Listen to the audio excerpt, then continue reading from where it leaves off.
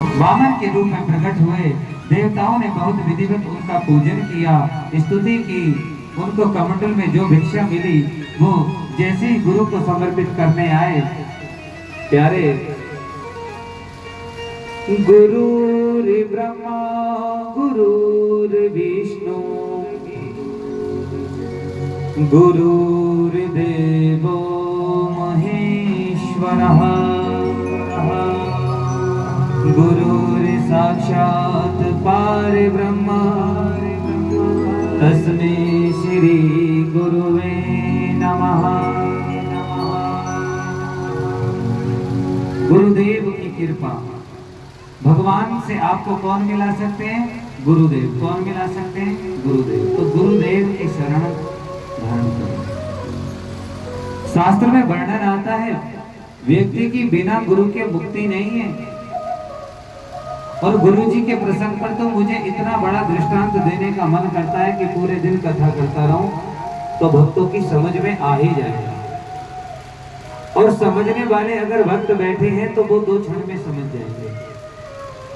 कुछ भक्त तो ऐसे हैं जिन्होंने पहले गुरु जी बनाए और बाद में उनको रोना पड़ रहा है। हाँ, कुछ ऐसे हैं कि गुरु बना लेते हैं फिर उसके बाद उनमें कमियां ढूंढते फिरते हैं। हाँ, कि गुरु जी ऐसे हैं, गुरु जी वैसे हैं। शास्त्र क्या कहता है? आप गुरु के कभी भी अवगुणों को मत देखना, आपको तो केवल गुरु के गुणों को देखना है। दूसरी बात, मैंने एक बार अभी कुछ दिन पहले एक ट्रक ड्राइवर को देखा तो उनके साथ में एक कंडक्टर जो साथ में रहता है, हेल्पर, वो था। वो नीचे टायर खोल रहा था और बार बार झांक करके कह रहा था, गुरु यार ये टायर सही नहीं हो रहा, गुरु यार ये कैसे होगा। तो गुरु कोई यार नहीं होते। गुरु कोई यार शब्द कहने लायक नहीं है। गुरु की महिमा का वर्णन सुनो। और मैं तो आपसे बार बार कहता हूं, अपने जीवन में गुरु को अपनाओ, गुरु धारण करो, गुरु दीक्षा लीजिए, हैं। और एक बात और बताऊं, बहुत से भक्त तो ये सोचते हैं जब हम कथा करते समय कहते हैं कि आप अपने जीवन में गुरु धारण करिए, कि कहीं ऐसा तो ना हो गुरु जी यही कह रहे हो कि मुझसे गुरु दीक्षा ले लो। ना ना ना ना ना, ये भूल आप कभी मत सोचना। मुझे शिष्य बनाने की आदत नहीं है। अभी तो हम खुद ही गुरुओं के शिष्य हैं। और रही बात गुरु बनाने की, तो प्यारे, इंसान को क्या तुम गुरु बनाओगे? इंसान में तो आप बार बार कमी निकाल लोगे। मैं तो आपको एक ही राह दिखाना चाहता हूँ, अगर गुरु बनाना है तो मेरे प्यारे श्री कृष्ण को बनाओ। कम से कम तुम इनमें कोई कमी तो नहीं निकाल पाओगे। क्या बोलना पड़ेगा? हाँ, मुझे गुरु बनने की आदत नहीं है। गुरु गोविंद दो खड़े काके लागो पाए, बलहारी गुरु आपने गोविंद दियो बताए। इस चौपाई को एक बार आपने कभी सुना, पढ़ा, ध्यान दिया? इस चौपाई का अर्थ क्या है? गुरु गोविंद दोनों खड़े हैं, अब चरण पहले किसके छुए? इसका अर्थ है कि चरण हमको पहले गुरु के ही छूने चाहिए, क्योंकि गुरु ने ही गोविंद दिखाए हैं। प्यारे, कुछ तो हमसे हमारे अवगुण उधार लो, और हम कितने भी बुरे सही तुम खुद को सुधार लो, खुद को सुधार लो। क्या बोलना पड़ेगा? तो गुरु बनाओ ठाकुर जी को। कृष्णाय वासुदेवाय गोविंदाय नमो नमः। आज ब्राह्मण का रूप धारण कर वामन भगवान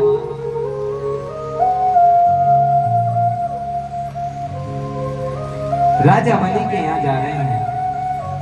अब राजा बलि बहुत बड़े राजा हैं, उनके दर पे जो भी जाता है वो उनको भिक्षा में बहुत धन देते हैं।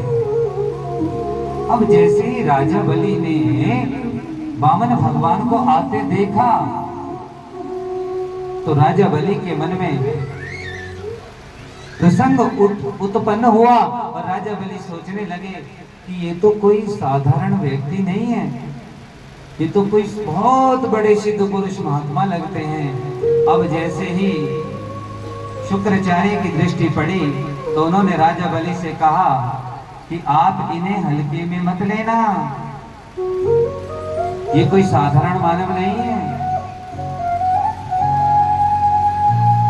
नमो ब्रह्मण देवाय गो ब्रह्मण हिताय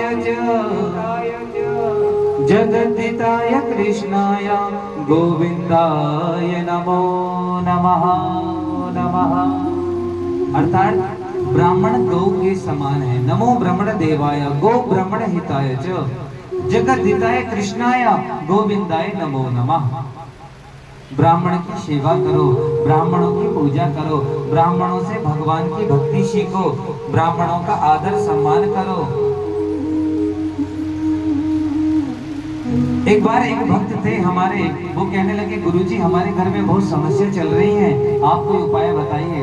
हमने कहा पूर्णिमा तिथि को ब्राह्मण देवता को बुला के अपने घर पे हवन करवा दो।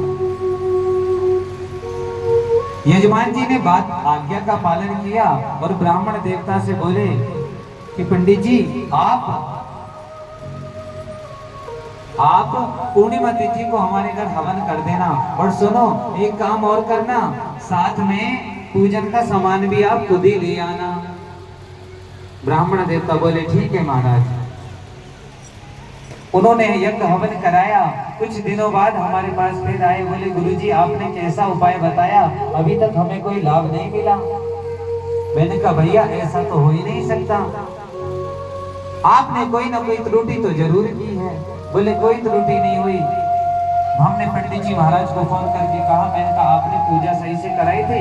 बोले हाँ गुरुजी बहुत बढ़िया तरीके से की थी। मैंने कहा यजमान का कार्य सफल नहीं हुआ, कारण क्या है? हमने फिर यजमान को फोन किया और बोले, मैंने कहा भैया एक बात बताओ, आप पूजन सामग्री में क्या क्या लेके आए थे? बोले गुरुजी हमें तो मालूम नहीं, हमने तो पंडित जी से ही बोल दिया था कि आप ही सामान ले आना। अच्छा? बोले हाँ। तो मैंने कहा आपका कार्य सिद्ध होता ही कैसे? बोले क्यों? मैंने कहा आपने ब्राह्मण को ब्राह्मण समझा कहाँ, आपने तो उन्हें नौकर बना दिया। यजमान को पूजन की सामग्री खुद लेके आनी चाहिए, ब्राह्मणों से कभी नहीं मंगानी चाहिए। भगवान कहते हैं नमो ब्राह्मण देवाय, अरे ब्राह्मण मेरा प्रिय है, ब्राह्मण भगवान स्वरूप है।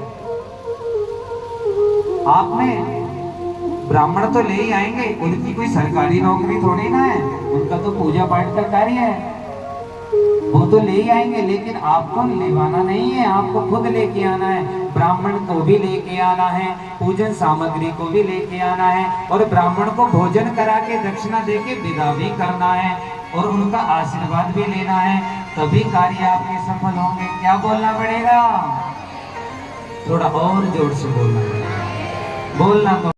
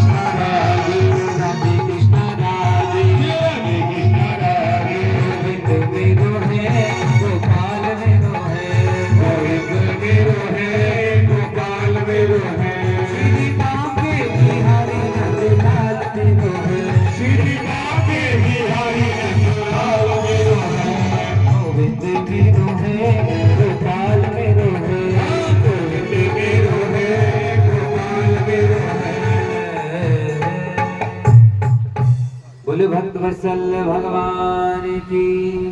क्या बोलना पड़ेगा? थोड़ा और जोर से बोलना तो पड़ेगा प्यारे।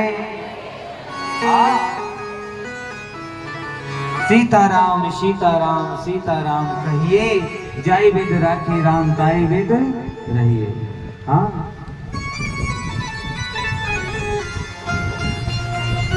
और प्यारे, संसार के लोगों से आशा ना किया करना,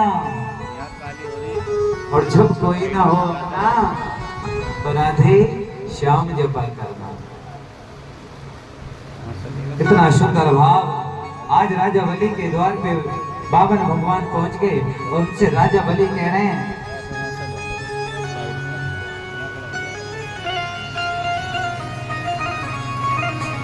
श्री कृष्ण गोविंद हरे मुरारे, हे नाथ नारायण वासुदेवा।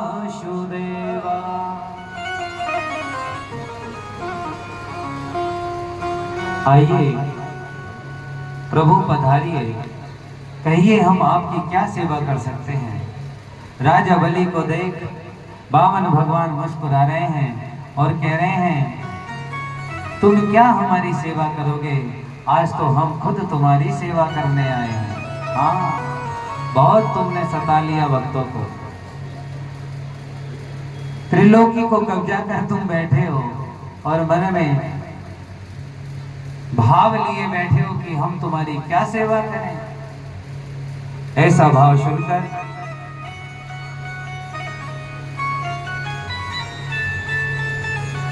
आज राजा बलि भगवान के सुंदर स्वरूप को देखकर भगवान से कह रहे हैं, आप हमसे कुछ मांगिए, हमें आपको देने की कुछ इच्छा हो रही है। हाँ, क्योंकि आज तक हमारे द्वार पे जो भी आया है हमने उसे कुछ ना कुछ जरूर दिया है।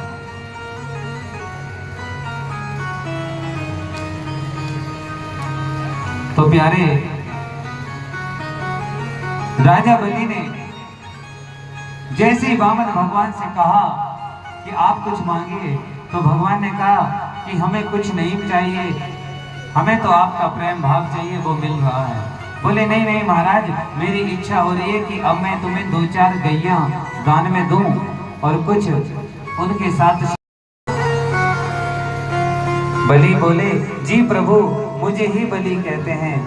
आपके परबाबा हिरण्यकश्यप बड़े दानी थे, आपके बाबा प्रहलाद बड़े दानी थे, आपके पिता विरोचन भी बहुत दानी थे, और आप भी यदि मुझे दान की बात करते हो तो इसमें आश्चर्य की बात नहीं है, लेकिन संकोच की बात है। राजन, मैं तुम्हारी इस इच्छा को पूर्ण नहीं कर सकता। कौन कह रहे हैं? वामन भगवान। मुझे दान नहीं चाहिए, आप पूर्ण नहीं कर सकते। बलि ने कहा, क्यों? भगवान बोले, मैं महान त्यागी हूं ना, एक पैसा भी दान में नहीं लेता, एक पैसा भी जीवन में कभी दान में नहीं लिया, तो मैं तुम्हें कैसे ले लूं? मेरा नियम बिगड़ जाएगा। राजा बलि ने कहा, प्रभु मैं आपको कुछ देना चाहता हूं, आप मांगिए।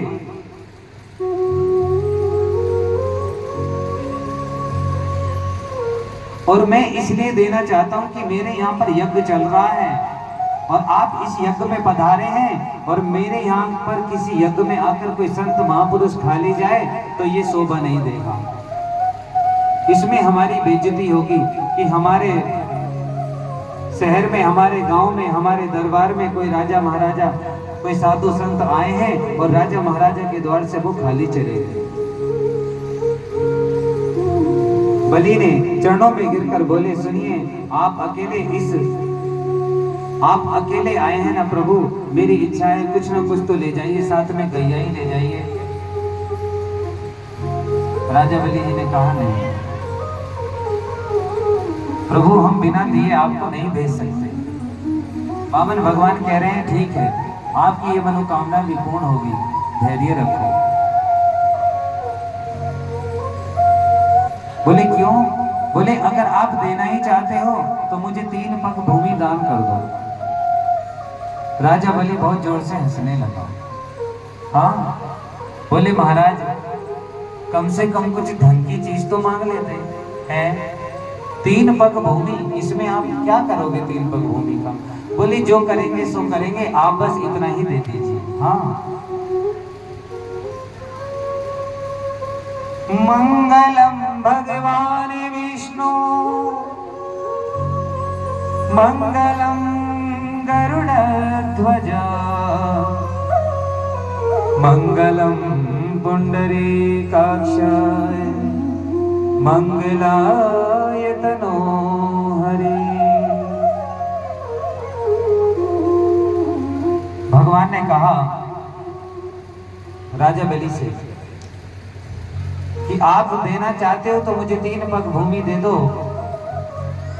बोले ले लीजिए महाराज। बोले ऐसे नहीं लेंगे। जब भी ब्राह्मण को दान दिया जाता है, कोई भी वस्तु कोई भी चीज दान करें तो याद रखें कि पहले आप संकल्प करा लें। क्या करा लें? संकल्प करा करके दोगे तभी वो आपका दान माना जाएगा, तभी लगेगा, अन्यथा दान देने का कोई फायदा नहीं। क्या बोलना पड़ेगा? राधे राधे बोलना तो पड़ेगा, और जोर से बोलना पड़ेगा जी। ऐसा सुंदर वर्णन आता है। राजा बलि कहने लगे प्रभु विश्वास नहीं है। बोले बात विश्वास की नहीं है, शास्त्रोक्त की है। आप संकल्प करिए कि हम आपको 3 पग भूमि देंगे। राजा बलि ने संकल्प कर लिया और भगवान से कहा कि आप नाम लीजिए।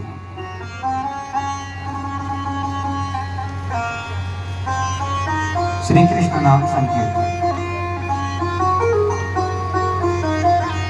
बोली वृंदावन बिहारी लाल की।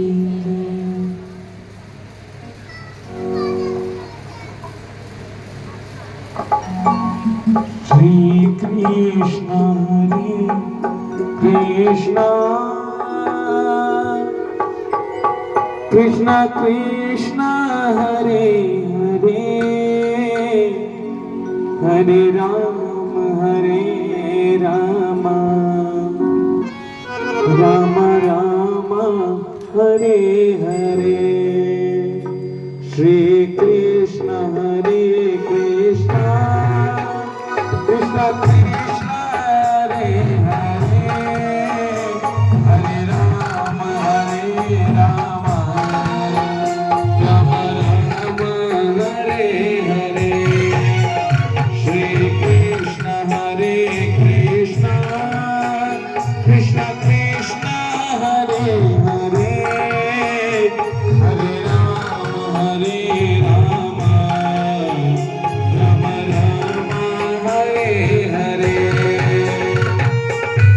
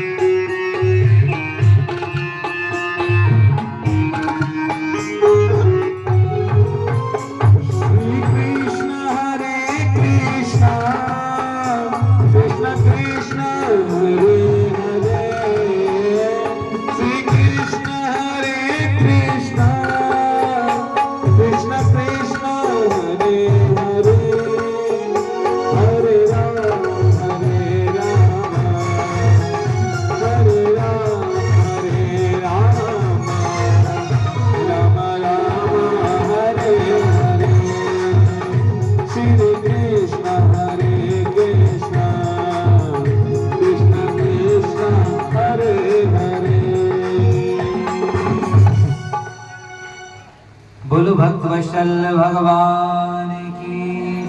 क्या बोलना पड़ेगा? थोड़ा और जोर से बोलना।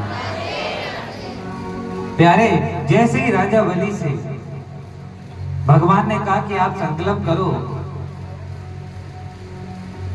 तो भागवत महापुराण में तो ये लिखा हुआ नहीं है, लेकिन विष्णु पुराण में ये वर्णन आता है कि राजा बलि के जो गुरुजी हैं शुक्राचार्य, वो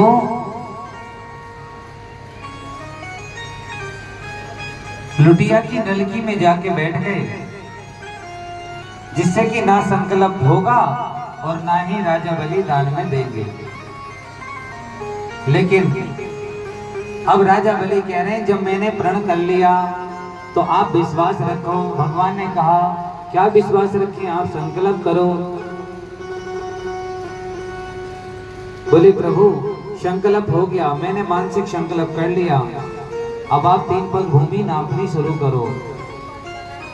तो मेरे नारायण कह रहे हैं कौन? वामन भगवान। बोले हम नापेंगे लेकिन पहले आप हमको प्रणाम तो करो। जैसे ही राजा बलि ने भगवान को प्रणाम किया, स्वयं नारायण भगवान प्रकट हो गए। बोल भक्त वत्सल भगवान की जय। क्या बोलना पड़ेगा? थोड़ा और जोर से बोलना पड़ेगा। हाँ प्यारे मेरे ठाकुर जी भगवान नारायण बामन भगवान के रूप में प्रकट हुए और वही नारायण आज अपना साक्षात रूप लेके धारण हो गए। अरबों किलोमीटर जितने लंबे हो गए। बलि ने ऊपर की ओर देखा, मुंह उठाकर जैसे देखा तो भगवान का चेहरा तो दिखाई नहीं दिया। बलि बोला ये नन्हा सा बालक था या कोई और? हाँ ये तो भगवान का चेहरा है, ये कैसे हो गया? जैसे ही बलि को ये मालूम पड़ा प्यारे, बलि ने अपने आप को मन ही मन भगवान को समर्पित किया। हाँ बोले प्रभु आप पधारे हैं ना।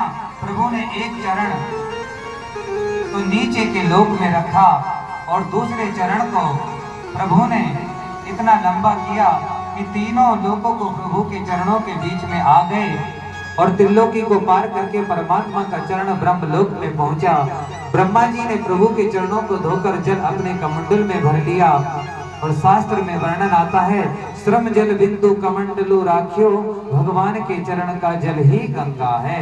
और ब्रह्मा ने प्रभु के चरणों को धोकर जो जल अपने कमंडल में भर लिया वही श्रीमती गंगा जी हैं, वही माता गंगा हैं जिनके जल को मस्तक पर स्पर्श करके अपने आप को हम कृतार्थ मानते हैं। वामन भगवान ने 2 चरणों में त्रिलोकी को नाप लिया। बोलो भक्त वत्सल भगवान की जय। श्री हाथ जोड़कर बोली भगवान आपका है, आपका रहेगा। इसलिए प्यारे भगवान कहते हैं व्यक्ति को अपना मन निर्मल बनाना चाहिए।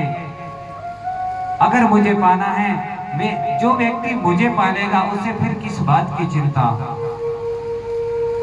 निर्मल मन जन सो मोहि पावा, निर्मल मन जन सो मोहि पावा।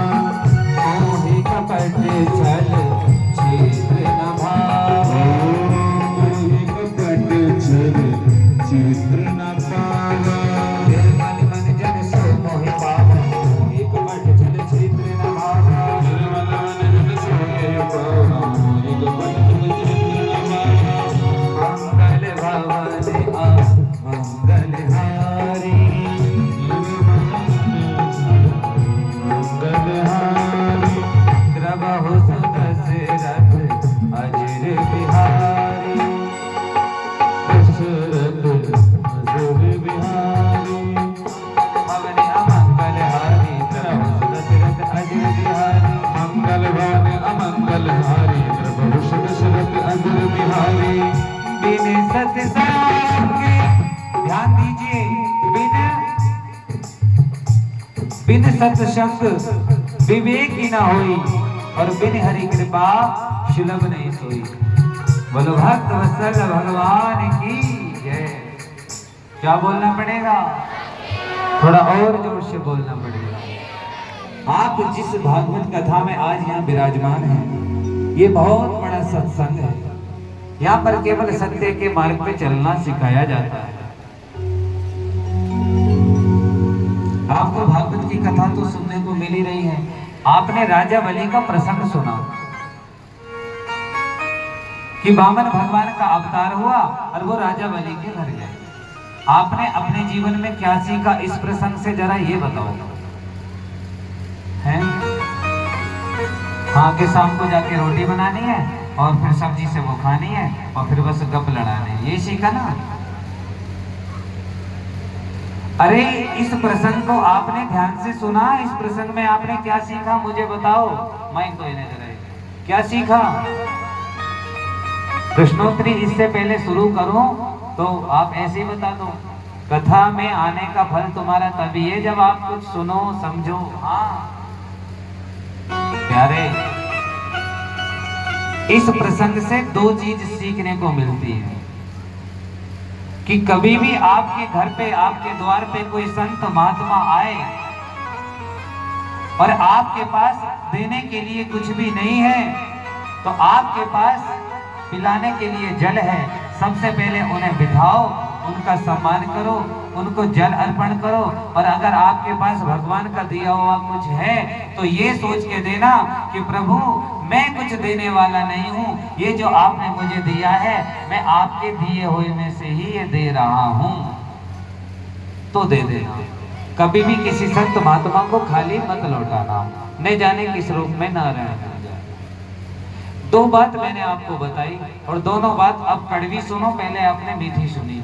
पहली, संत महात्मा साधु दो प्रकार के होते हैं जो आजकल चल रहे हैं। एक होते हैं साधु, एक होते हैं स्वाधु, जो बात बात पर स्वाद मानते हैं। जो असली साधु होगा, जो असली साधु होगा वो केवल आपके द्वार पे आके खड़ा होगा और सिर्फ एक शब्द कहेगा कि भिक्षाम देही।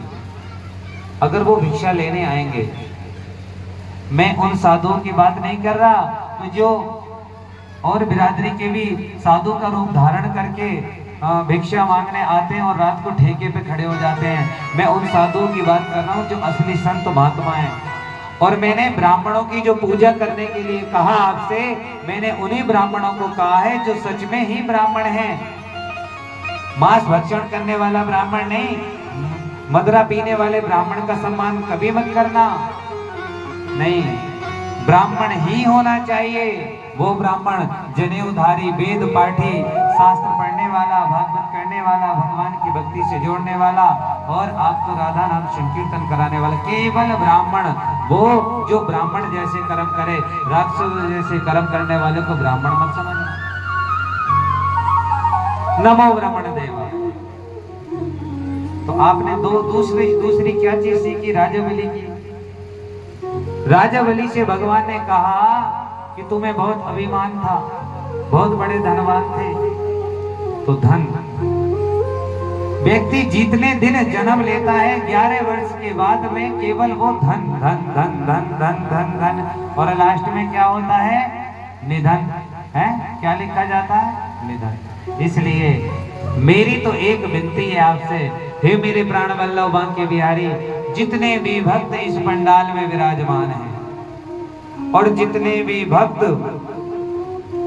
बाहर खड़े होके केवल मुंह देख रहे हैं कथा में आने के लिए, उनके लिए भी इनके जीवन में खूब अंधन के भंडार भरना, खूब जितने बने। हाँ, कभी किसी चीज की कमी मत करना। क्या बोलना पड़ेगा? थोड़ा और जोर से बोलना। राधे राधे।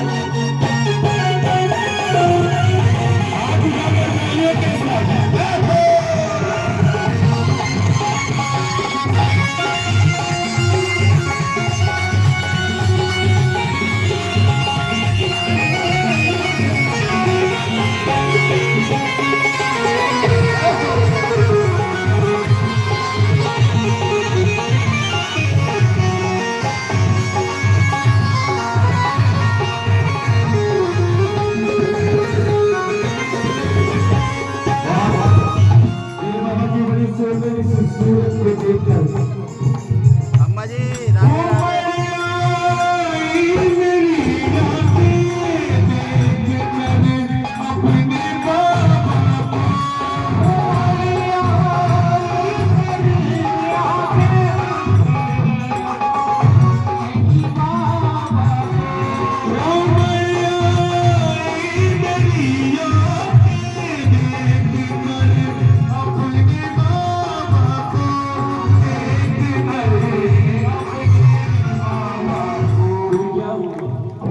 ये मन में जो सवाल था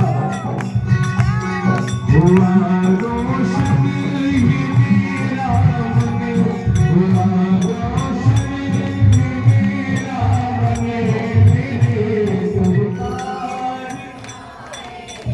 ताली बजा के ताली जोर से। खेल के वाला नहीं है, आप सभी के लिए है। मुझे भी झूमने मानते हैं वो गाएं मेरे सरकार। बोलिए वृंदावन बिहारी लाल की। प्रभु कहता है भगवान, कौन कहता है भगवान।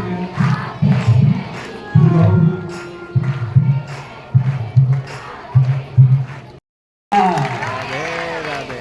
मैंने भी ये सोचा इतनी तेज चिल्लाने कहीं ऐसा ना हो साउंड वाला थोड़ी देर में कहते गुरु जी एक बार सब धीरे धीरे बोलेंगे राधे राधे। तो मेरे प्यारे कितना सुंदर भाव। और आज भगवान श्री कृष्ण की पावन कथा में नगीना से चलकर आई हैं ठाकुर जी की प्यारी भक्त श्री रजनी जौहर जी। का भोग लगा देते हैं। संध्या का समय होता है, श्री राम कहते हैं देर तो ऐसा संध्या का समय हो गया है, हम यहाँ से चलते हैं। तो समय सबनी को दिया वरदान, श्री राम जाने लगे। सबनी हाथ पकड़ के कहते भगवान जरा देर ठहरो,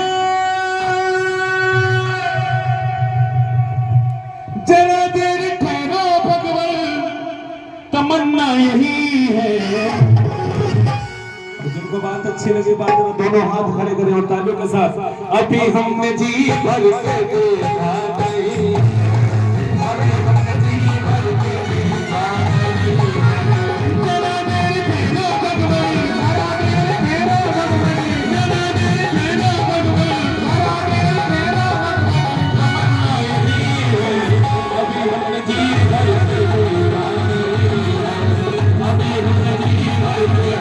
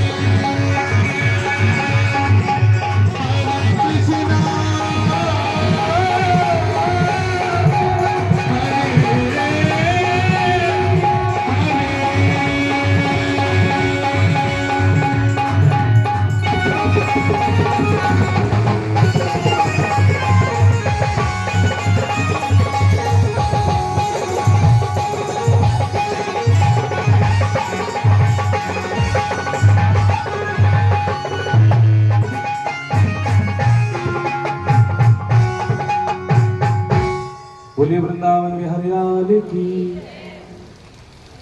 क्या बोलना पड़ेगा थोड़ा और जोर से बोलो भैया। कहते हैं भगवान जैसा रूखा सूखा है यही भोग लगे। एक बेर उठाकर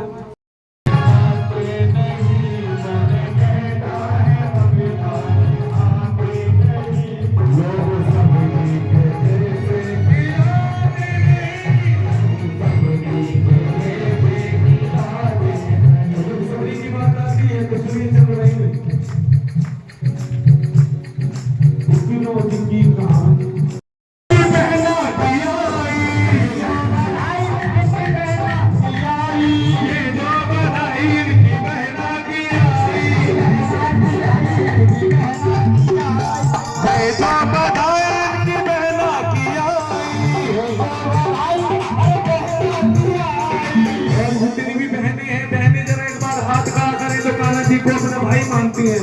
और नच के हैं खुशियां मनाई यशोदा मैया ने यशोदा मैया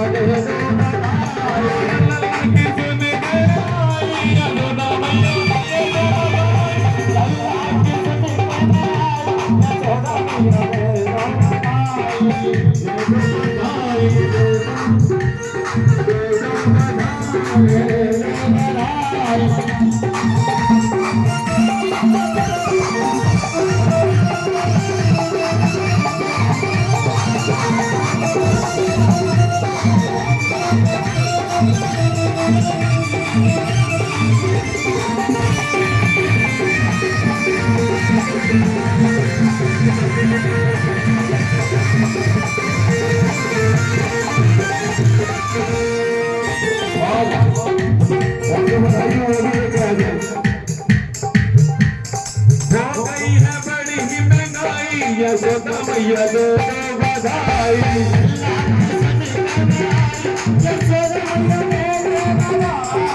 लल्ला की सुनी के आई यशोदा मैया दे दो बधाई लल्ला की सुनी के आई यशोदा मैया दो यशोदा मैया यशोदा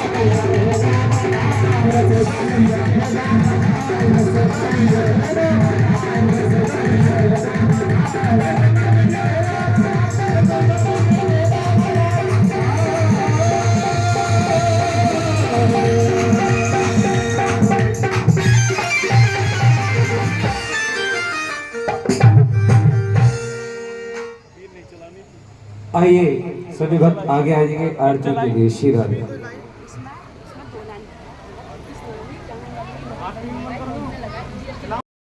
हर कथा में अपना सहयोग देने भी पहुंचती हैं और निस्वार्थ भाव से जुड़ी रहती हैं। बाकी बिहारी इनकी हर मनोकामना पूर्ण करें और आने के लिए आपका बहुत बहुत धन्यवाद, साधुवाद और आशीर्वाद। खुश रहो, जय हिंद। ठाकुर जी के जन्म से पहले ठाकुर जी का जब अवतार हुआ, मतलब प्रभु श्री कृष्ण का, उनसे पहले कौन से भगवान आए थे? कितने युग हुए हैं? सबसे पहले कौन सा युग हुआ? सतयुग। सतयुग में आप में से कौन कौन थे? उसके बाद द्वापर में कौन कौन थे? त्रेता में प्रभु श्री राम का जन्म कब हुआ है? और द्वापर में किसका हुआ? श्री कृष्ण का। पक्का? क्या बोलना पड़ेगा? भगवान श्री राम, मैं आपसे 2 मिनट कुछ कहना चाहता हूं। वो तो है ही है, लेकिन गृहस्थ आश्रम कैसे चलता है? गृहस्थ आश्रम के नियम क्या हैं? कैसे व्यक्ति को अपनी जीवन शैली चलानी चाहिए? भगवान की प्राप्ति कैसे होगी? मर्यादा क्या होती है? ये हमें कौन सिखाते हैं? भगवान श्री राम। कौन से प्रभु? श्री राम। भगवान श्री राम का जन्म किसके घर में हुआ? राजा दशरथ के। समय का अभाव है। एक तो आप आते इतनी जल्दी हो कि कथा मुझे इतनी जल्दी शुरू करनी पड़ती है। हमारी कथा पंडाल में आई है आज, इनका बहुत बहुत धन्यवाद। बाकी बिहारी जी इनके हर कष्ट को हर आयु मरणम सुग्रीव संभाषणम बाली निर्दलनम समुद्रतरणम लंकापुरी दाहनम पश्चिदावणं कुंभकर्णहनम् एतदि श्रीरामायणम्। एक श्लोक की रामायण में हमने आपको भगवान श्री राम का अब जन्म सुनाया। भगवान श्री राम ने जिस कुल में जन्म लिया है उस कुल को बोलते हैं रघुकुल। और रघुकुल की एक रीत है कि वहां प्राण जाए पर बचन न जाए, कि रघुकुल रीत सदा चली आई, रघुकुल रीत सदा चली आई, प्राण जाए पर बचन न जाए, प्राण जाए पर बचन न जाए।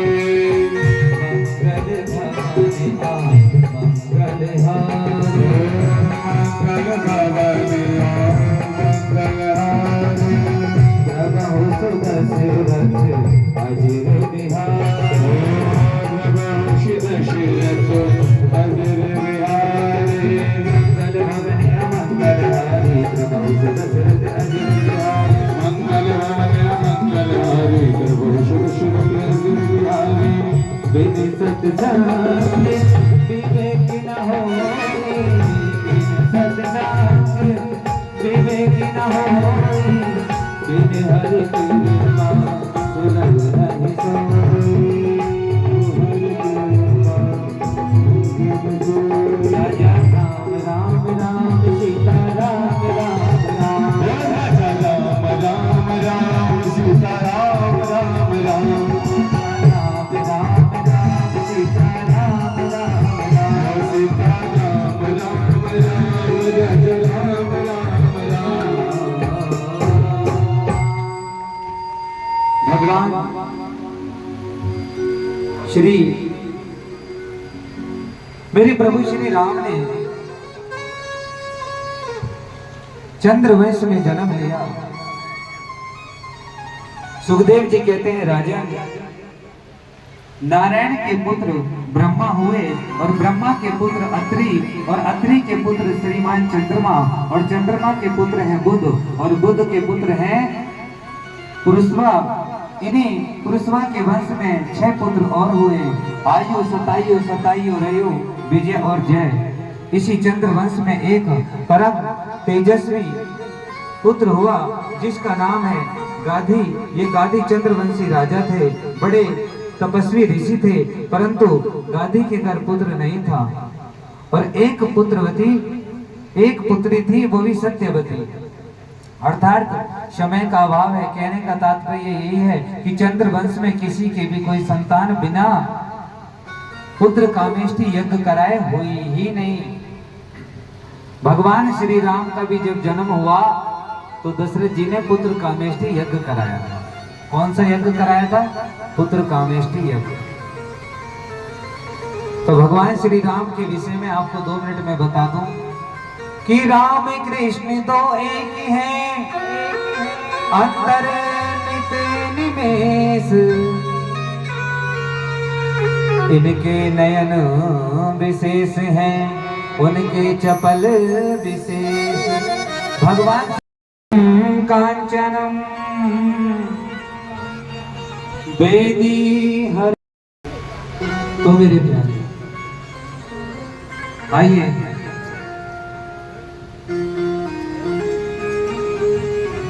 आदो राम तपोवनादि गमनम। आपसे एक निवेदन हो रहे हैं, ये कथा 7 दिन चलती है। कितने दिन चलती है? 7 दिन। कल कुछ मैया बरसात के बहाने नहीं आ पाई, कुछ भक्त अपनी इच्छा से घर पे रुक गए, कुछ आना नहीं चाह रहे, कुछ को कोई रोक रहा है। तो मेरा आपसे निवेदन है कि आप भगवान मेरे बांके बिहारी भगवान आपके खुद धामपुर में चल के आए हैं और ये अवसर आपको बार बार नहीं मिलेगा। आज कथा का कौन सा दिन है? चतुर्थ दिवस। और कथा कितने दिन की और रह गई है? 3 दिन की। उसके बाद आपको कोई परेशान भी नहीं करेगा, ना कोई आपकी आंखों में है मर्यादा। क्या है? मर्यादा। हाँ, क्या बोलना पड़ेगा? बोलो भक्त वत्सल भगवान की जय। इस प्रकार भगवान श्री राम का जन्म आपने सुना। आइए अब हम अपने प्राण वल्लभ नगदातार बालकृष्ण भगवान के जन्म महोत्सव के कथा को प्रारंभ करते हैं। बोले बालकृष्ण भगवान की जय, भगवान की जय।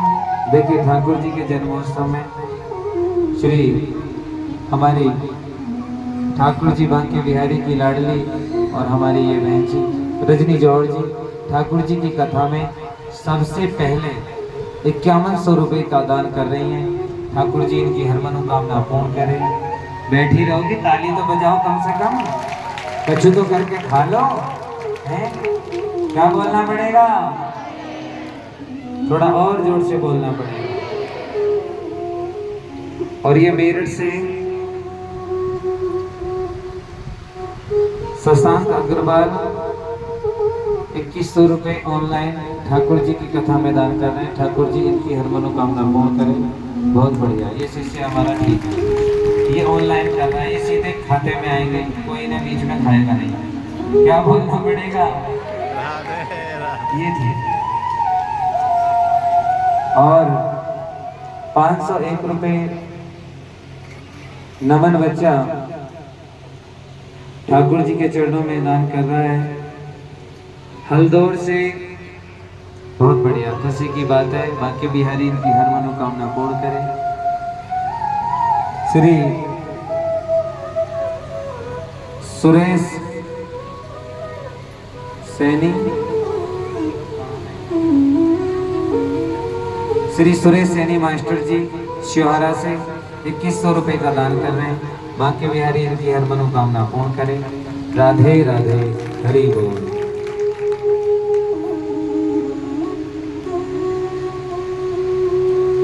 और भैया श्री राधे लाओ।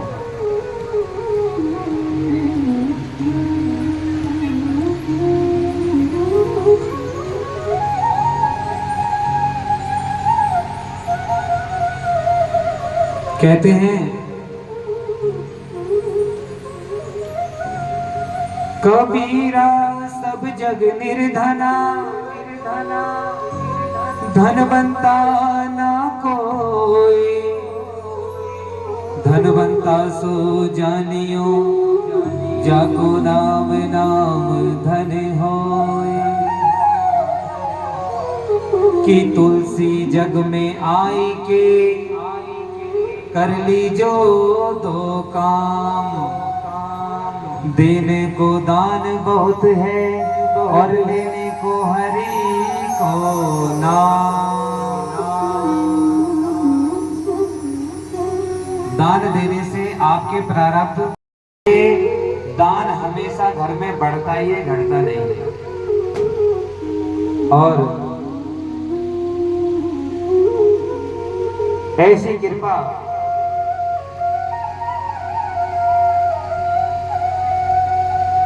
ये दान देना भागवत कथा में तो विशेष महत्व बताया है, क्योंकि भागवत कथा कोई पोथी नहीं है, भागवत कथा कोई किताब नहीं है, भागवत कथा कोई शास्त्र नहीं है। प्यारे, भागवत कथा तो स्वयं मेरे गोविंद हैं, मेरे प्राण वल्लभ हैं, मेरे ठाकुर जी हैं। इसलिए 501 रुपये ठाकुर जी के चरणों में श्री अतुल वैष्णवी जी के यहाँ से आए हैं, नगीना से जोरदार ताली करेंगे। ठाकुर जी इनकी हर मनोकामना पूर्ण करें। और मेरा निवेदन यही है, बांके बिहारी इनके समस्त रोगों को हरे और इनकी हर मनोकामना पूर्ण करें। और भैया एक बात मैं आपसे बताऊं, ये रसीद बुक मैंने बड़े भाव से छपवाई, अभी ये खाली पड़ी है, जिसको भरवानी हो हमारे ब्राह्मण देव। मैं भोले बाबा के सावन के पावन पवित्र महीने में आपको एक बात बता दूं, सबसे बड़े भोले बाबा, सबसे बड़े दयालु कौन से भगवान हैं? भोलेनाथ। कौन से? भोलेनाथ है कि नहीं? भोले बाबा इतने दयालु हैं भक्तों, आप जब जब भोले बाबा से कुछ कहोगे ना, तो आपके 3 चीज सही होनी चाहिए। कौन सी? मन, वचन और कर्म। मनसा वाचा कर्मणा। उसके बाद भोले तुम्हारे, तुम भोले के। बताओ, पूछोगे नहीं? कैसे? एक बार की बात है, आप कभी शिवखोड़ी धाम गए हैं? शिवखोड़ी धाम, हाँ, शिवखोड़ी धाम में भगवान भोलेनाथ का एक परम भक्त था, उसका नाम था भस्मासुर। क्या नाम था? भस्मासुर।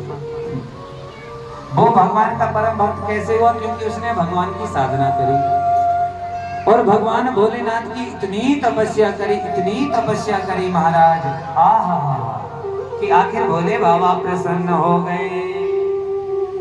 और पता है क्या कहा भोले बाबा ने?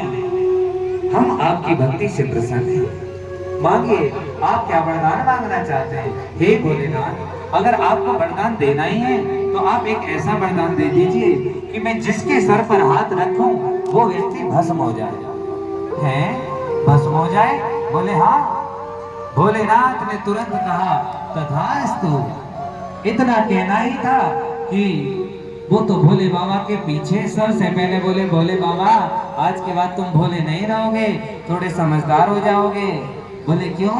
बोले अब आपने वरदान तो मुझे दे ही दिया, अब सबसे पहले मैं तुम्हें ही भस्म करूंगा। अच्छा। भोले बाबा भी चकरा गया। भोले बाबा के पीछे भस्मासुर जैसे ही हाथ रखने को भागा, भोले बाबा त्रिशूल लेकर के भागे। भोले बाबा उस शिवखोड़ी से निकलकर सीधे पहुंचे अमरनाथ। कहां पे पहुंचे? अमरनाथ। रास्ते में मिलके नारद जी, नारद जी को संदेश दे दिया, अरे नारद जाकर के ढिंडोरा पीटो, कोई हो तो मेरी रक्षा करे। हैं? अब नारद जी गए। नारद जी ने क्या कहा? प्रभु क्या हुआ? बोले मैंने आज वरदान दे दिया और वो भी गलत दे दिया भस्मासुर को, कि वो जिसके सर पे हाथ रखे वो भस्म हो जाए। मेरे पीछे भस्मासुर आ रहा है, उसे रोकने की कोशिश करो। अच्छा। नारद जी को तुरंत भगवान नारायण की याद आ गई। श्रीमन नारायण नारायण नारायण, श्रीमन नारायण नारायण नारायण,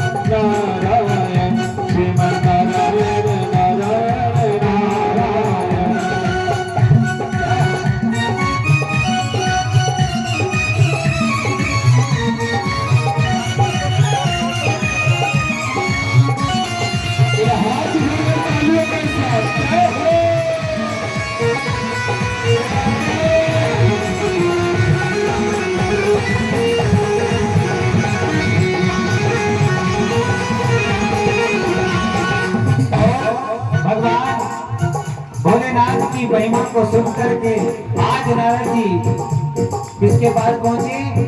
नारायण भगवान के। हे नारायण भगवान, आप जानते हो भगवान भोलेनाथ ने आज थोड़ी सी गलती कर दी। उन्होंने भस्मासुर को गलत वरदान दे दिया, उन्होंने भस्म होने का वरदान दिया और भस्मासुर भोलेनाथ के पीछे पड़ा है। तुरंत नारायण ने कहा अरे ये तो अनर्थ हो गया, भागो। तुरंत विष्णु भगवान भागे, पहुंचे।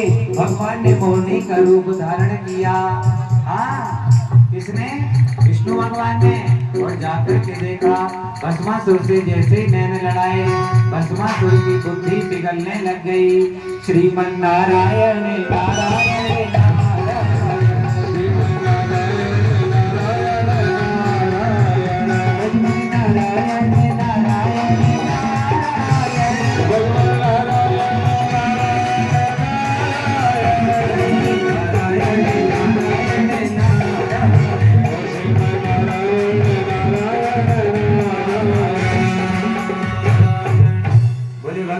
भगवान की जय। नारायण भगवान आए और आकर के मोहिनी का रूप धारण किया और भस्मासुर को भस्म करने के लिए ऐसा सुंदर तांडव किया, ऐसा तांडव किया कि एक हाथ नीचे, एक हाथ ऊपर और एक हाथ सर पे। जैसे ही सर पे हाथ रखा, भस्मासुर आज भी उसी गुफा में भस्म हुआ पड़ा है। बोलो भक्त वत्सल भगवान की जय। कहाँ? शिवखोड़ी में। भगवान विष्णु का चक्र उस गुफा में आज भी है। भगवान ने रक्षा करने के लिए चक्र चलाया, और वो गुफा जो स्वर्ग लोक को जाती है वो भी आज वही है। हाँ, सब दर्शन है, गया कुछ नहीं है। इसीलिए कहते हैं तुम्हें पहाड़ों के भी दर्शन हो रहे हैं, तुम्हें गौ माता के दर्शन भी हो रहे हैं, तुम्हें गंगा मैया के भी दर्शन हो रहे हैं, माता पिता के भी दर्शन हो रहे हैं। उसके बाद भी आप ये कहते हो कि भगवान कहाँ है? अमरनाथ स्वयं साक्षात भोलेनाथ विराजमान, महाकाल उज्जैन में आज भी महाकालेश्वर विराजमान। 12 ज्योतिर्लिंगों में भगवानों की स्थापना, हर ज्योतिर्लिंग की शक्ति बिल्कुल अलग है और सबसे विशाल है। जय हो। तो मेरे प्यारे क्या बोलना पड़ेगा? विचार आया, प्रसंग वहीं लिया हो। कंस के मन में एक विचार आया कि मैं अपनी चचेरी बहन देवकी का विवाह कर दूं, लेकिन नारद जी आ गए। नारद जी ने आकर के कहा, अरे कंस, जिस बहन की तुम शादी के लिए व्यवस्था कर रहे हो, इसका अष्टम गर्भ ही तुम्हारा काल होगा। काल होगा? बोले हाँ। बोले हो गई बस शादी वाली। तुरंत कंस को गुस्सा आया, और कंस बोले ऐसा तो कभी नहीं होगा। इधर देवकी की विदाई का समय आ गया।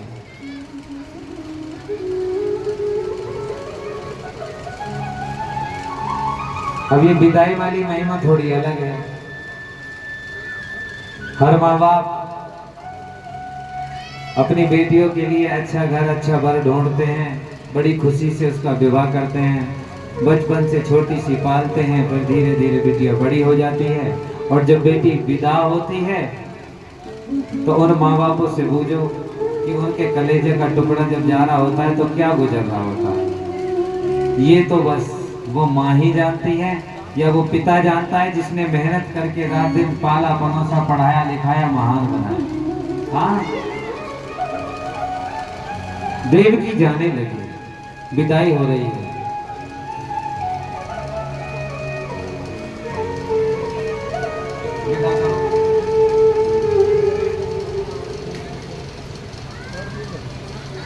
हाँ, समय बहुत है। वृंदावन बिहारी लाल, बोले वृंदावन में हरि लाल की। ये बेटी की विदाई का समय आता है।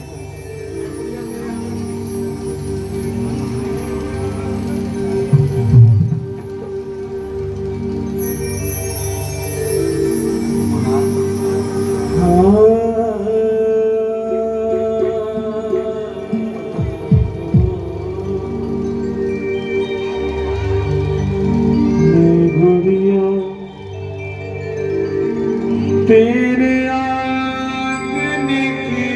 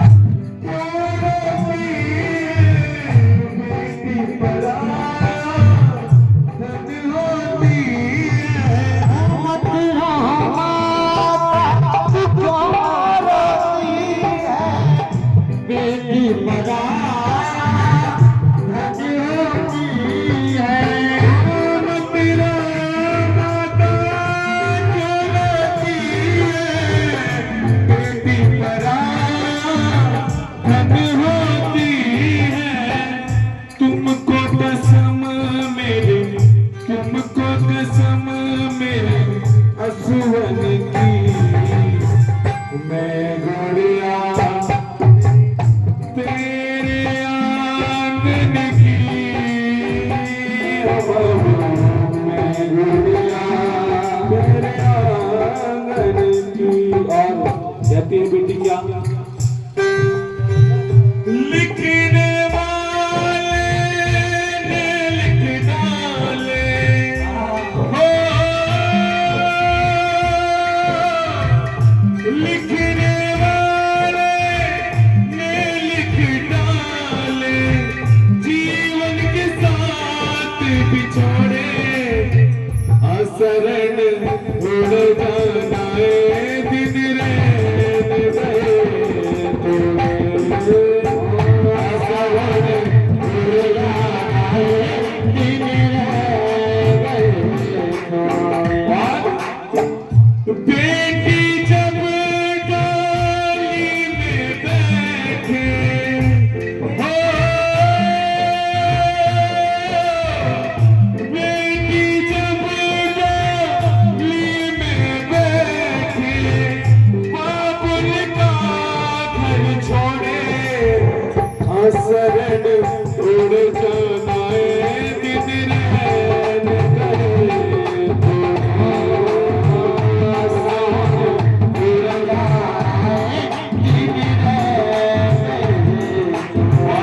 अपने पिता को देखती है खड़ी होकर, उनके पिता एक कोने में खड़े हैं, रो रहे हैं और कहते हैं कि बाबू बाबुल माँ की पीर बताओ, दोनों कभी उड़ा मुझको दिलाओ, बाबुल माँ की पीर बताओ, रो रो करे बाबुल माँ की पीर बताओ, मुझको दिलाओ, तुमको कसम मेरे बचपन की, मैं गुड़िया तेरे आंगन की, मैं गुड़िया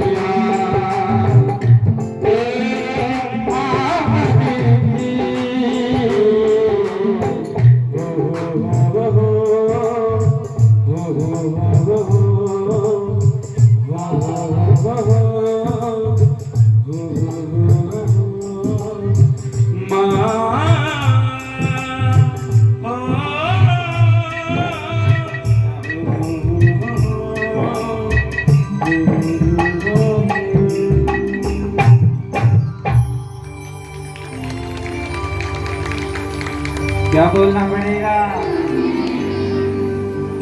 राधे राधे। थोड़ा और जोर से बोलना।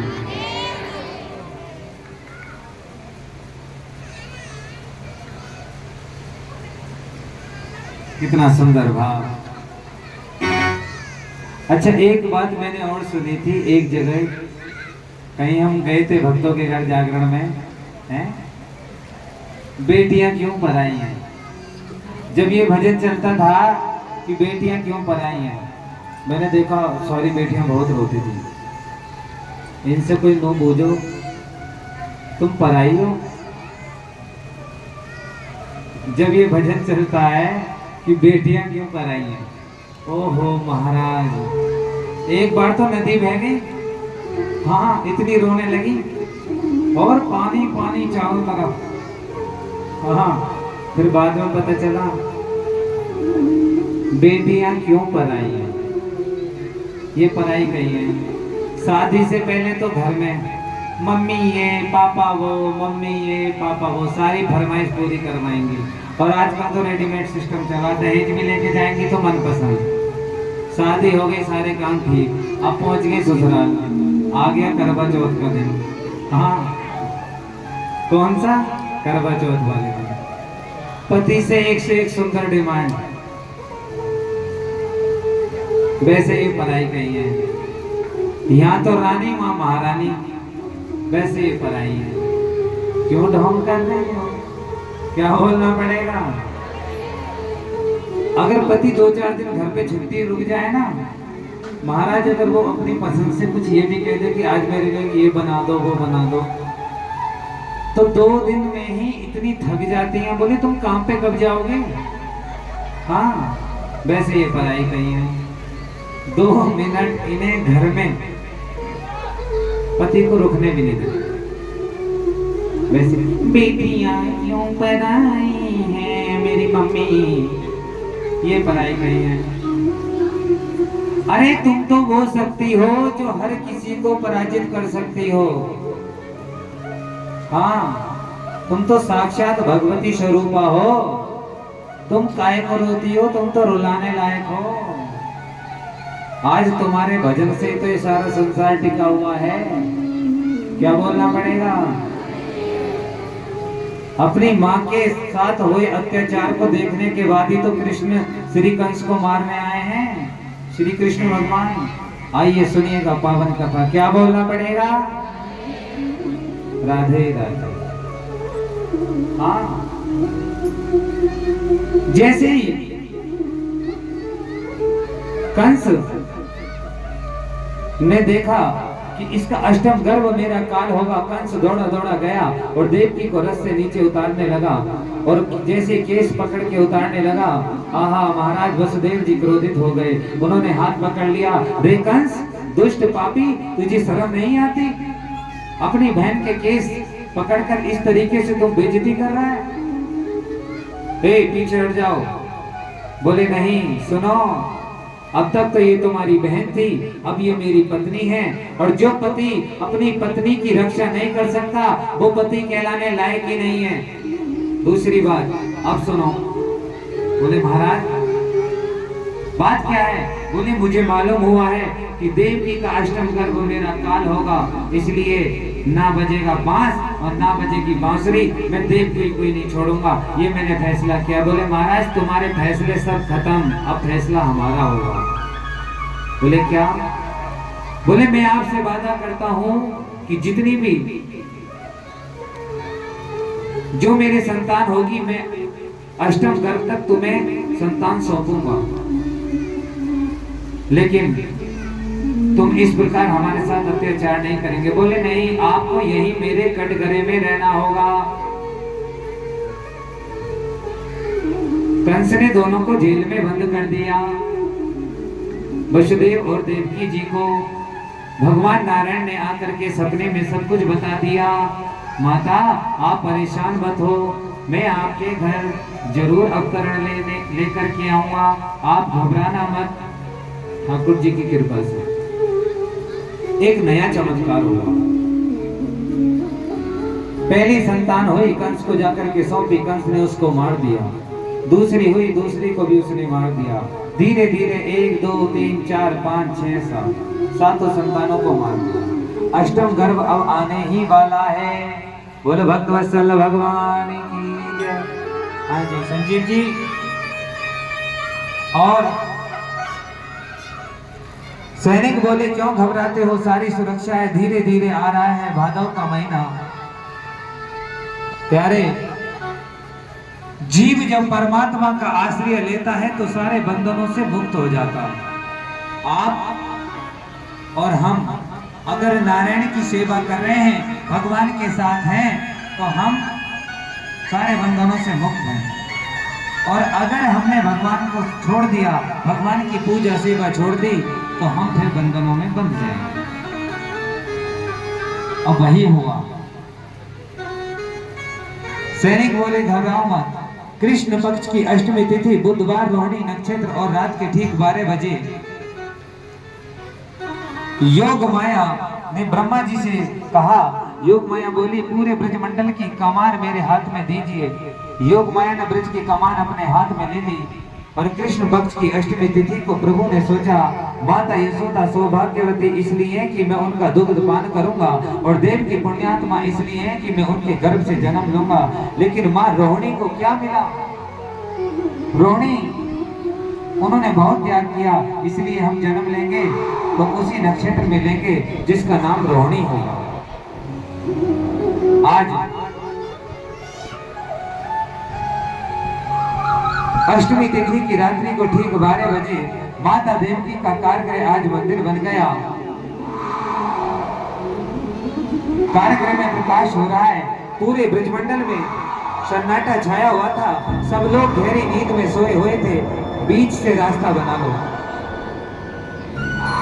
और मेरे बाल कृष्ण भगवान गोपाल श्री कृष्ण का प्राकट्य हो गया। बोले बाल कृष्ण भगवान की जय।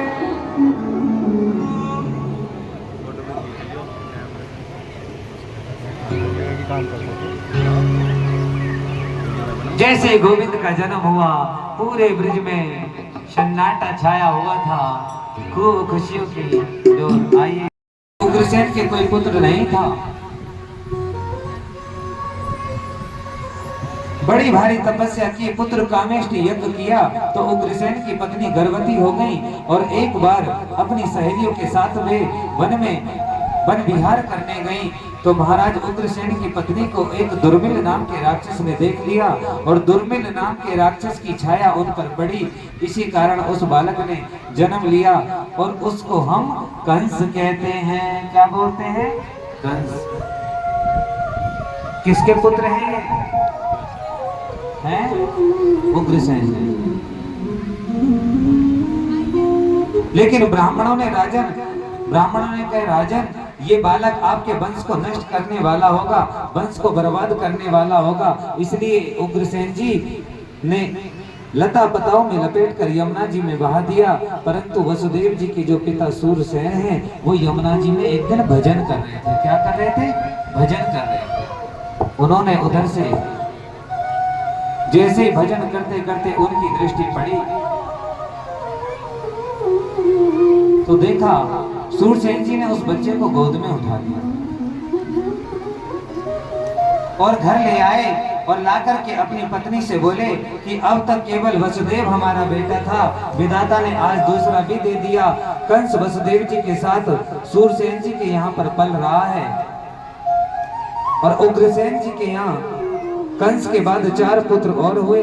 इधर कंस को नारद जी के द्वारा एक सूचना मिली कि मैं उग्रसेन का बेटा हूँ। रात्रि में उठकर चला गया तो कैलाश पर्वत पे जाकर के तपस्या करने लगा। कौन? कंस। उसने भगवान शिव को प्रसन्न कर लिया और भगवान शिव से वरदान मांगा और भगवान भोलेनाथ ने वरदान दे दिया।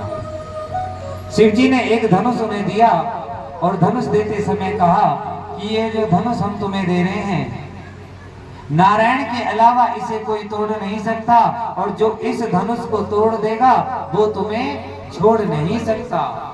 क्या बोलना पड़ेगा? अधासुर, बकासुर, व्योमासुर, अरिष्टासुर, केसी, धेनुकासुर बड़े बड़े राक्षसों को कंस ने अपनी सेना में शामिल कर लिया और मथुरा पर आकर चढ़ाई कर दी, यज्ञ विध्वंस कर दिया। उग्रसेन ने कहा कंस तुमने ब्राह्मणों के यज्ञ का विध्वंस किया, इन्हें प्रणाम करो, इनसे क्षमा मांगो। बोले नहीं। कंस ने उग्रसेन को पकड़कर कारागार में डाल दिया और मथुरा में ढिंढोरा पिटवा दिया कि आज के बाद यज्ञ अगर करना है तो मेरे नाम का करो, हवन में आहुति बोलनी है तो मेरे नाम की बोलो, ओम कंसाय स्वाहा। वाह कितने बढ़िया, जय हो। हाँ, कंस ने पूरी मथुरा में ढिंढोरा पिटवा दिया महाराज। लेकिन अवतार लेकर चले। मथुरा के बड़े यशस्वी राजा हैं जिनका नाम है उग्रसेन। क्या नाम है? उग्रसेन। कभी अवतार लेकर राम श्री कृष्ण गोविंद हरे मुरारे, हे नाथ नारायण।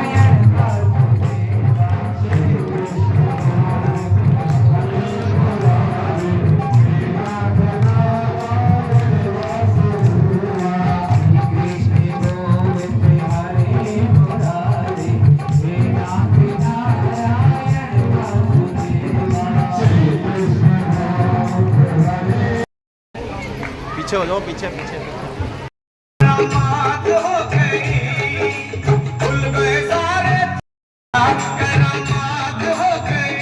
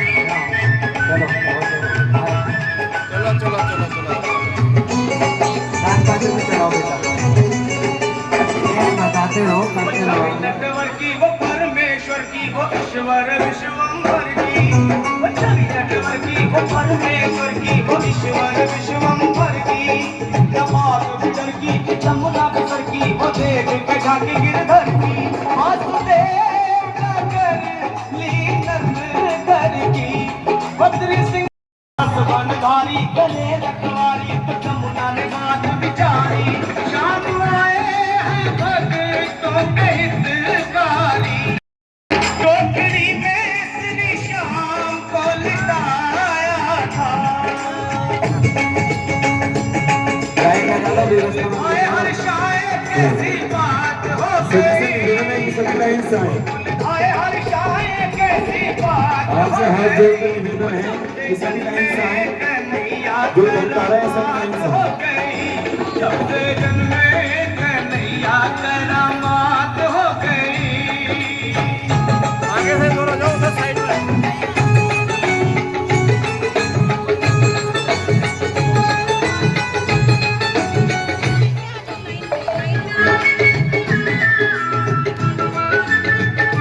एक एक करके आएंगे सभी लाइन से।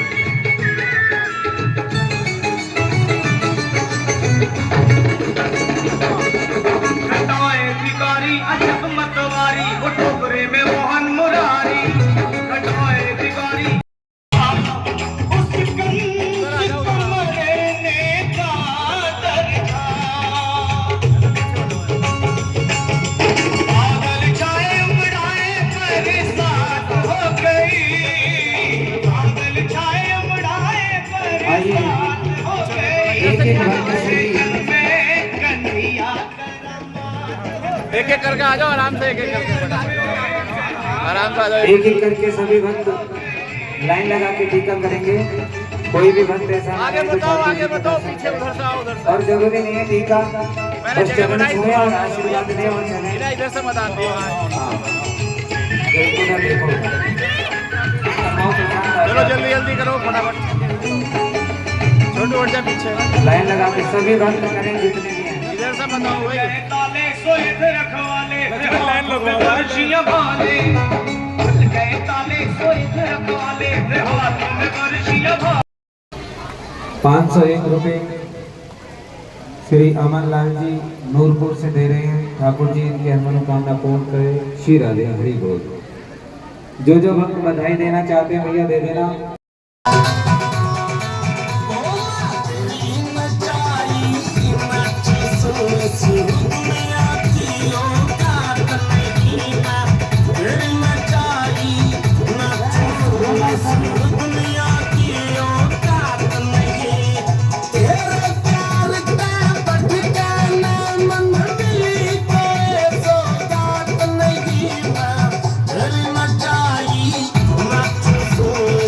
दुनिया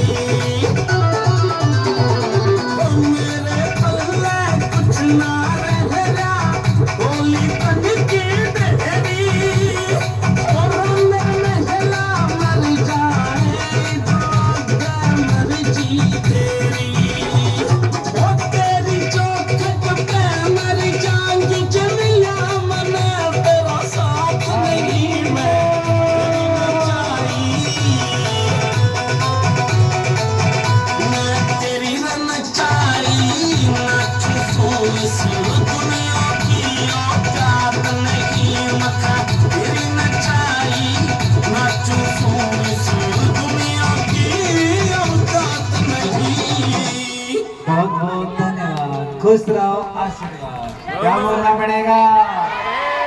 थोड़ा और जोर से बोलना पड़ेगा। बोलना तो पड़ेगा भैया। राधे राधे। मेरी माताएं बहनें जिन्होंने बहुत अच्छा ये उत्सव मनाया, सभी से निवेदन है कि सभी अपने स्थान पर खड़े रहें। अब आरती होगी और कल गिरिराज भगवान जी की पूजा है। जो भी मैया चाहें सभी भगवान का भोग लगाएं, अपने घर से कढ़ी और चावल बना के लेके आएं। जितना भी आपसे लाया जाए लेके आएं, क्योंकि प्रसाद वितरण होगा, सब भक्तों को भोग लगेगा भगवान का। और गिरिराज जी की परिक्रमा का ये नियम है, 84 कोस की यात्रा है। जो अपने समस्त शरीर के संकटों को, रोगों को, दोषों को दूर करवाना चाहते हैं वो 84 रुपए की अर्जी बिहारी जी की लगाएं, लेकिन वो 84 रुपए हो सिक्के वाले ही, 1-1, 2-2 के सिक्के हों, 84 5 के हों, 2 के हों, सब चलेगा सिक्के। वो एक पिंडी में बांध के लाएं। और बिहारी जी कल गिरिराज जी की यहीं पे पूजा होगी, आप अपना उसमें नाम लिख के लाएं और अपनी अर्जी अपने हाथ से लगाएं। 84 रुपए की अर्जी गिरिराज महाराज की होगी। कल सभी माताएं बहनों से निवेदन है, ये 3 दिन है भैया, 5, 6 और 7, इन 7 दिनों में आप अपने परिवार को तार सकते हैं। और ये 7 दिन हमारे और इसके 7 दिन बाद वो तुम्हारे, जिनमें तुम्हारा जीवन बदलना लिखा है। पिछली बार जो कथा हुई थी मुझे याद है, आज के दिन कृष्ण जन्म वाले दिन ये पंडाल पूरा भरा था। आज थोड़ा सा कम भरा है, थोड़ी कमी है अभी, और बाहर भी टेंट लगवाना पड़ा था।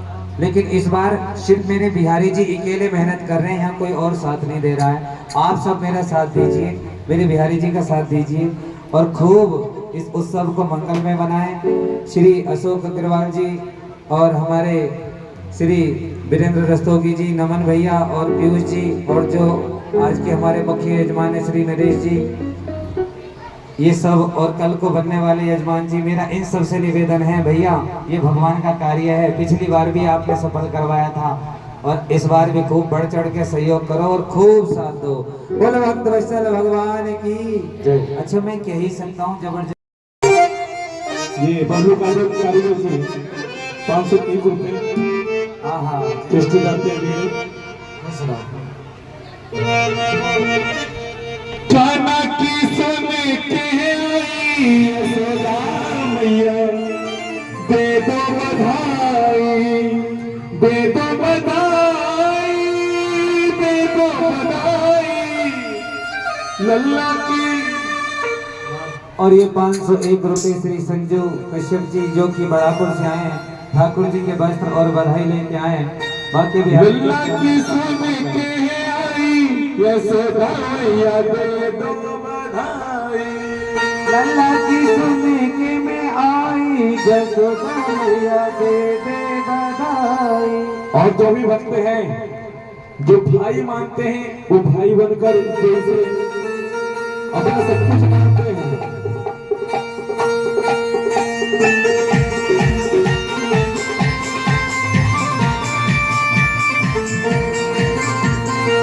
लल्ला की सुन के आई यशोदा मैया, दे दो बधाई, लल्ला की सुन के आई यशोदा मैया, दे दो बधाई, लल्ला की सुन के आई यशोदा मैया, दे दो बधाई, लल्ला की सुन के आई यशोदा मैया, दे दो बधाई, दे दो बधाई,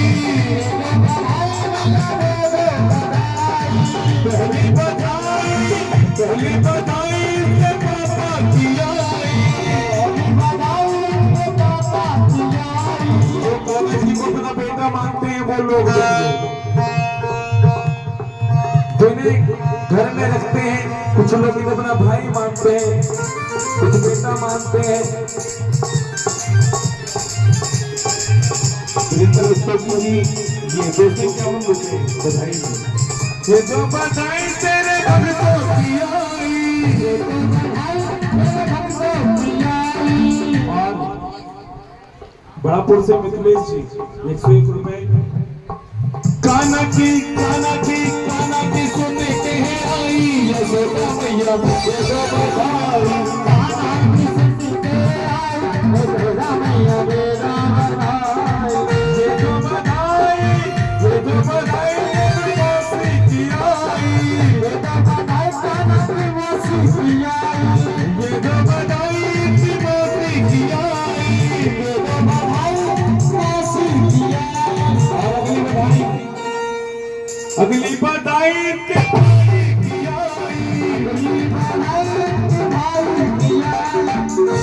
तो कान्हा को बहनें मानती हैं, जो अपना भाई मानती हैं वो बहनें लाई हैं 101 रुपए।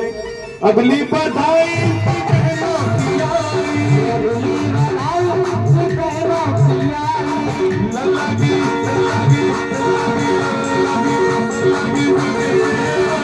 रसना मैया, लल्ला का कन्हैया आई, रसना मैया दे दो बधाई, तेरे भक्तों की आई, सारे भक्तों की आई, ये जो बधाई तेरे भक्तों की आई, ये जो बधाई तेरे भक्तों की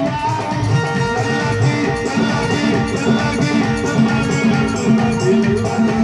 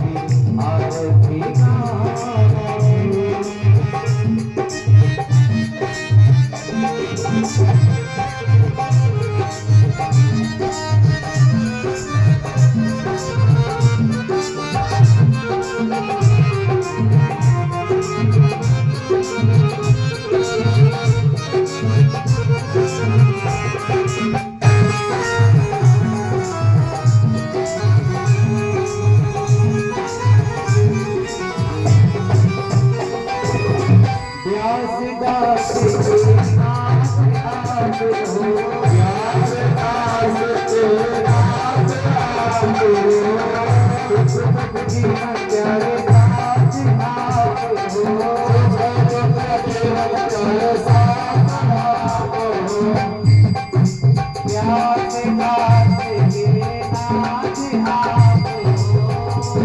दास के नाथ आप हो, दुख सुख जीवन प्यारे साथी आप हो, दुख सुख जीवन प्यारे साथ आप हो, प्रभु चरणों में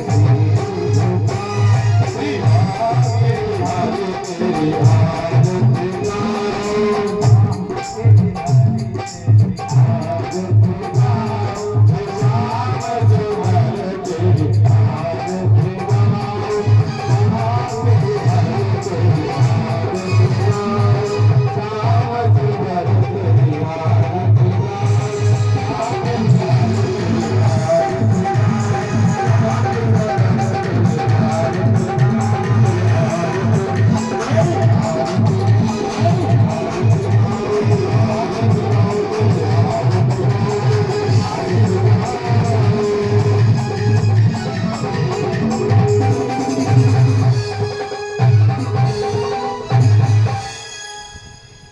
हरि ओम जले आरती शीतलीकरणं पुष्पादिवादिवन्दनं जजनेन जगनमय जन्त देवास्तानि धर्माणि प्रथमान्या शान्या ते हनाकं महिमानः सचन्द्र पूर्वे साध्याः शान्ति देवः